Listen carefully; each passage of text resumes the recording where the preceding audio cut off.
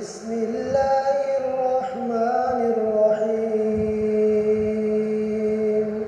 والتين والزيتون وطور سينين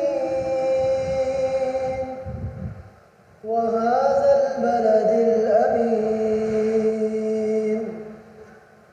لقد خلقنا الإنسان في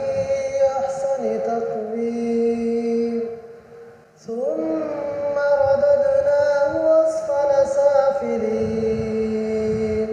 إلا الذين آمنوا وعملوا الصالحات فلهم أجر غير ممنون